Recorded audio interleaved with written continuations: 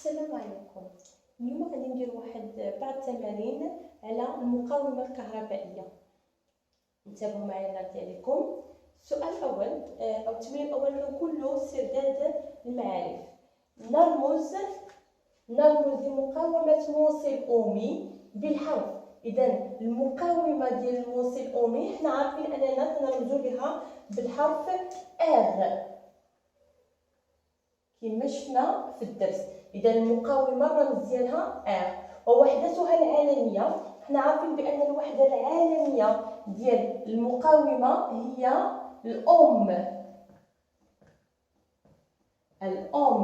الوحدة العالمية للمقاومة هي الأوم التي نرمز لها بالحرف، وقلنا بأننا نرمز لها بالحرف أوميغا. العلاقة بين التوتر بين مربطي موصل أومي، إذا العلاقة اللي كاينة ما بين التوتر بين مربطي موصل أومي وشدة التيار المار فيه هي. إذا شنو هي العلاقة اللي تتربط لنا التوتر بشدة التيار؟ هي العلاقة اللي لقينا في الحصة اللي فاتت أن اللي هو التوتر تساوي جداء المقاومة في شدة التيار. هذه العلاقة هي الوحيدة اللي لقينا في الحصة اللي فاتت ديال الدرس ديال المقاومة. عندنا هذه هي العلاقة اللي عندنا E تتساوي R فوا E، والتي تترجم، وقلنا بأن هذه العلاقة تتعبر لنا على قانون أوم. ندوزو العبارة الموالية. مميزة موصل أومي. قلنا بأن المميزة رسمنا هذاك النهار في الفيديو اللي فاتت بأن مميزات الموصل الأومي هي عبارة عن ماذا؟ هي اللي رجع لكم فينا في هذا التمرين. هي عبارة عن مستقيم مار من أصل المعلم. هذا تكون عبارة عن دالة خفية لأنها عبارة عن تناسب. هي علاقة تناسب. إلى تذكرنا معادلة المستقيم نلقاو هذه هي إكغيك ها إكس. إذا إكغيك تساوي إكس أو إن إكس، المعامل الموجه اللي تيبقى ثابت. إذا مميزة موصل أومي عبارة عن مستقيم يمر من أصل المعلم. مميزة موصل أومي عبارة عن مستقيم يمر من أصل المعلم. عند إضافة مقاومة كهربائية إلى دائرة مركبة على التوالي. إذا كانت عندنا الدائرة المركبة على التوالي وضفنا لها واحد المقاومة كهربائية، فإن شدة التيار الكهربائي، وهذه هضرنا عليها، قلنا بأن الدور ديال المقاومة في الدائرة الكهربائية أنها تنقص لنا شدة التيار الكهربائي. إذا عند إضافة مقاومة كهربائية إلى دائرة مركبة على التوالي فإن شدة التيار الكهربائي تنقص أو تنخفض، بجوج صحاح. تنقص حيث تتعلق قيمة المقاومة. إذا قيمة تاع المقاومة باش تتعلق بشدة التيار المار فيها. إذا تتعلق لنا بجوج حوايج. هاد قيمة المقاومة تتعلق لنا بجوج المتغيرات أو بجوج المقادير الفيزيائية. قد تتعلق لنا بشدة التيار وبالتوتر. إلا لاحظنا قانون أوم هو اللي يجاوب لنا على هاد العبارة. إذا فالمقاومة تتعلق بشدة التيار وبالتوتر. إذا تتعلق قيمة المقاومة بشدة التيار المار فيه والتوتر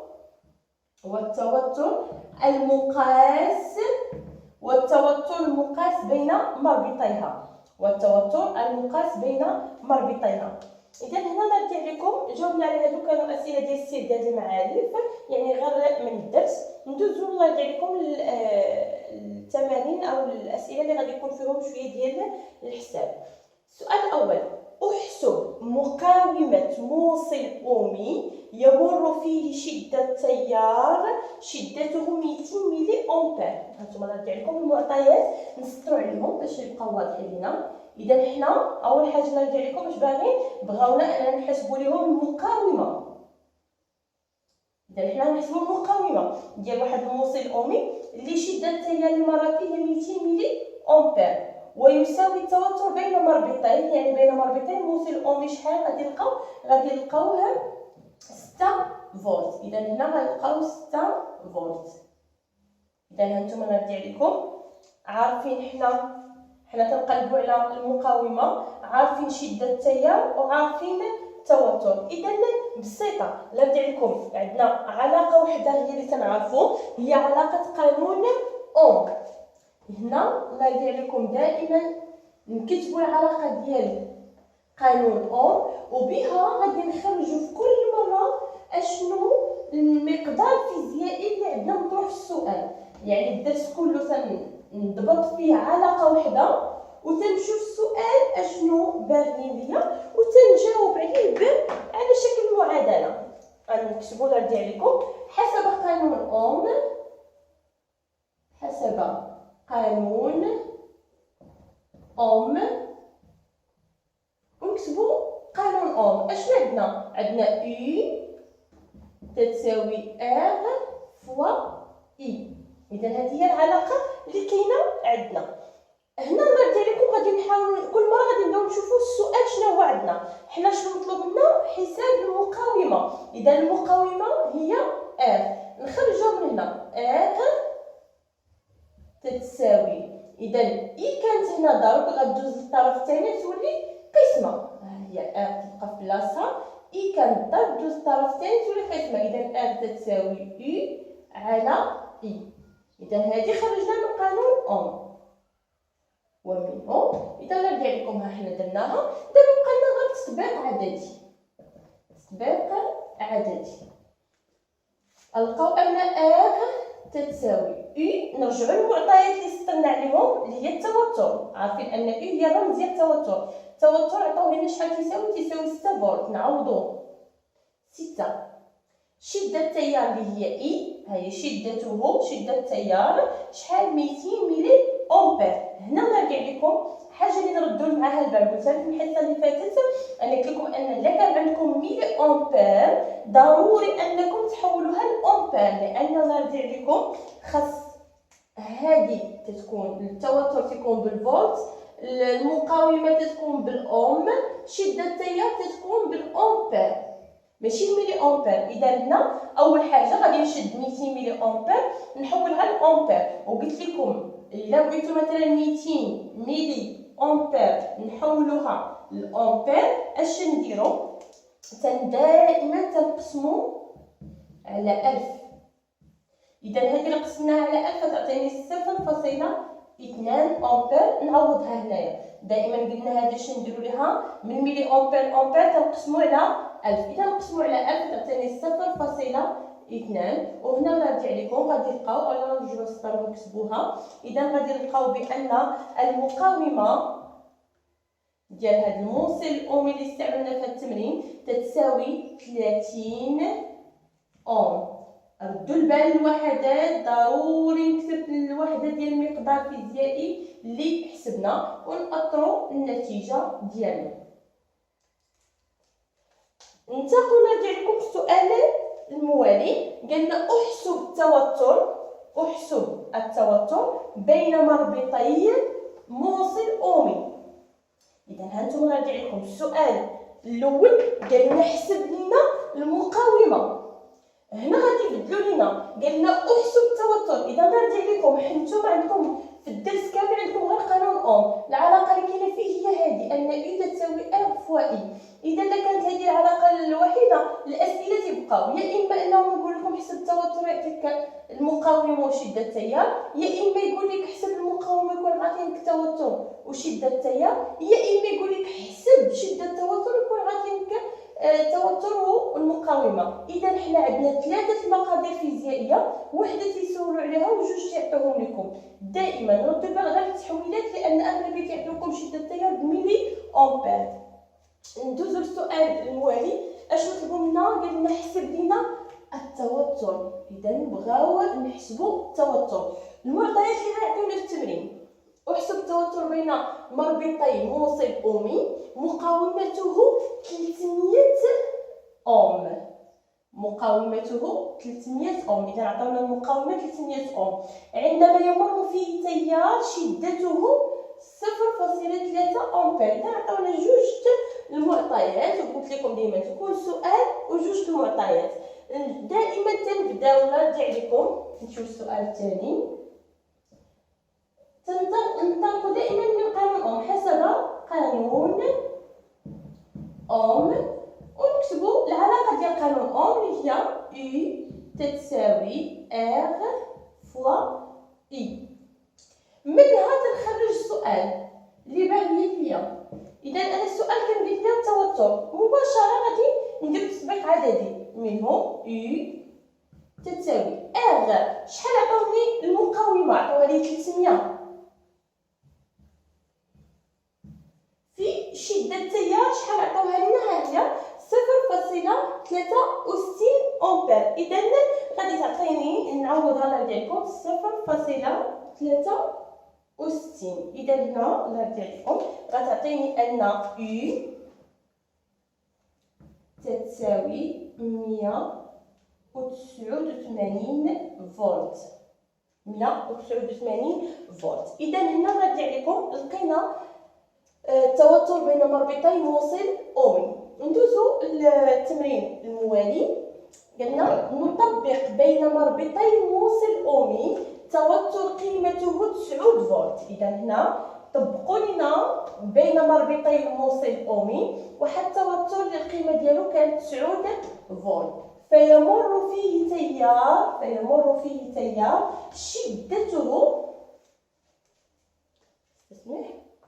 شدته 75 ملي أمبير. إذا هانتوما نرجع لكم معطيات. عطاونا توتر كانت القيمة ديالو 9 فولت، وعطاوني شدة التيار القيمة ديالها 75 ملي أمبير. قلت لكم ديما تعطيو جوج معطيات يطرحوا السؤال على المقدار الثالث. أولا حدد قيمة مقاومة الموصل أومي. حنا دابا بغينا قيمة المقاومة، يعني باغيين R. نكتبو دائما نفس الشيء حسب قانون أوم. لاحظتوا أننا دائما تنطلق من نفس الشيء حسب قانون أوم. نكتبوا العلاقة ديال قانون أوم U تساوي R فوا I. ومنه السؤال اش باغي ليا المقاومة. إذا باغي ليا R. غادي نجبد R من هنا. R تتساوي نخليو R بلاصة I كانت ضربة ترجع للطرف الثاني قسمة. إذا تتساوي U على I. نديرو واحد التطبيق عددي باش تعطيني أن R تتساوي U. شحال كانت عندي؟ هاهي 9 فولت، و I عطاوها ليا 75 ملي أمبير. لا نرجع لكم ردوا البال معايا. كانت 75 ملي أمبير نقسموها على 1000 غادي تولي ليا 0.075. وهنا ناخدو الكالكول ديالنا ونحسبو وغنلقاو أن R تتساوي لينا 120. ردوا البال مع الوحدات ما تنساوهمش أوم. 120 أوم. ندوزو للسؤال الثاني. قالنا نطبق بين مربطيه، يعني بين مربطي هذا الموصل الأومي اللي حسبنا المقاومة ديالو. نطبق بين مربطيه توترا قيمته 6 فولت. يعني غادي نطبقوا واحد التوتر اللي تكون القيمة ديالو 6 فولت. احسب شدة التيار المار عبره. إذا حنا نحسبوا الشدة ديال التيار اللي مار فيه. حنا دابا نرجع لكم شوفوا راه عارفين القيمة ديال المقاومة 120 وعارفين التوتر اللي طبقنا، لان بحال كما قلنا في الحصه اللي فاتت قلنا بان نستعملوا مولد قابل للضبط. يعني التوتر تنبقاو نبدلو التوتر. هنا غير درنا حيدنا هاد 9 فولت طبقنا فقط 6 فولت. شحال غادي تولي شده التيار؟ اذا هنا السؤال كان هو حساب شده التيار. هنا نرجع لكم نفس الشيء حسب قانون أوم. نقدروا مباشرة نباقي نفس التمرين. هذا كان السؤال الأول. هنا السؤال الثاني نقدر ما نعاودش نكتبها. ندير لدينا انا بغيت شده التيار ناخذها هنا من هنا. الا بغينا شده التيار عطيني ان اي تتساوي، خليو اي في بلاصتها ار كنبدا ترجع للطرف الثاني قسمه تعطيني اي على ار كعلاقه عندنا. وهنا غادي نعوضو نرجع لكم التوتر شحال كان عندنا، ها هو طبقوا توتر اللي هو 6 فولت، نعوضو 6 فولت. وبالنسبه للمقاومه ها اللي كنا حسبناها 120. علاش؟ راه لان قال لنا بين مربطيه، يعني حافظنا على نفس الموصل الاومي اللي عنده نفس المقاومه اللي هي 120. وهنا نرجع لكم غادي تخرج لنا هي 0.05 امبير. اذا هنا حسبنا شده التيار اللي لقينا اي تساوي 0.05 امبير الا كان التوتر اللي طبقناه هو 6 فولت. نمشيو للسؤال 3. نطبق هنا هانتوما لا رديتو البال ان راه عموما اشنو عندنا، هي اما انه يقول لكم حسبوا المقاومه، يقول لكم حسبوا شده التيار، يقول لكم حسبوا التوتر. يعني نتوما تتبقاو تلعبوا غير بهاد العلاقه، يعني اللي قدامو هاد العلاقه صافي تيجبد غير القيم العدديه وتيعوض ويردوا البال فقط للتحويل من ملي امبير لامبير انا نقسم على 1000. ننتقلوا للسؤال 3. عندنا نطبق بين مربطي هذا الموصل توترا U فيمر فيه شدة تيار 36 ملي أمبير. حدد قيمة التوتر U المطبق بين مربطين. إذا في هذا السؤال نرجع لكم أنتم المطلوب منا هو التوتر، المطلوب هو التوتر. شدة التيار اللي عطاونا هي 36 ملي أمبير. إذا الدرجة كهربائية فيها موصل أومي اللي هو اللي حسبنا المقاومة ديالو ولقينا بأن المقاومة R تساوي 120 أوم. عطاونا شدة التيار اللي مرة فيه 36، شدة التيار عطاونا هي 36 ملي أمبير. عارفين أن هذه إلا بغينا نحولوها نقسموها على 1000 غادي تعطينا هي 0.036 أمبير. اشنو مطلوب منا؟ مطلوب منا التوتر. حنا عارفين قانون اوم، كتبوا حسب قانون اوم،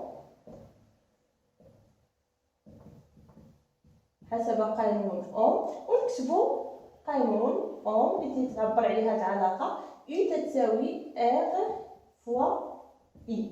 نديرو تطبيق عددي. ار عارفينها 120، اي عارفينها وحولناها من ملي امبير لامبير.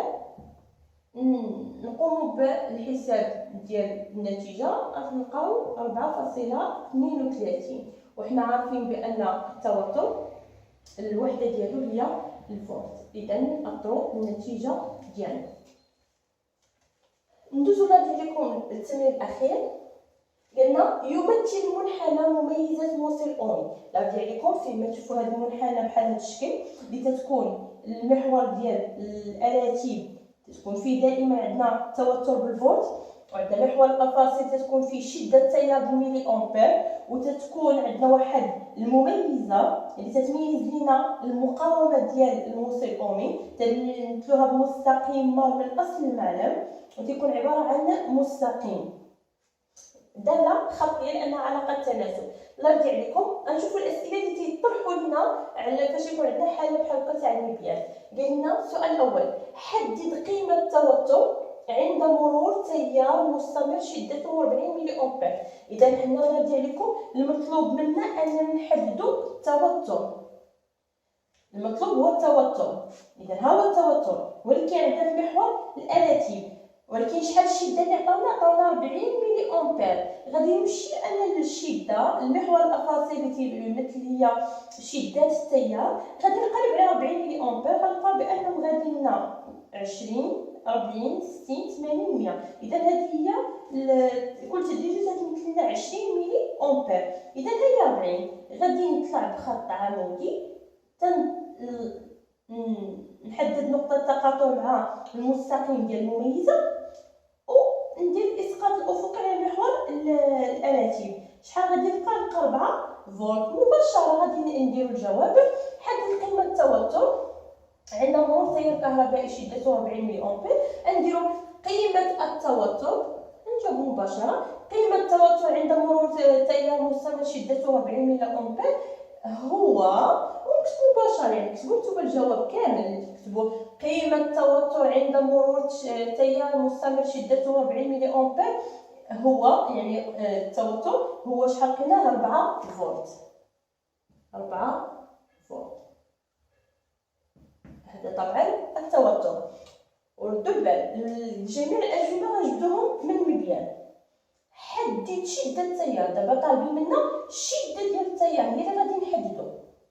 بغينا شده التيار عندما تكون قيمه التوتر، ولكن عطاونا التوتر شحال 6 فولت.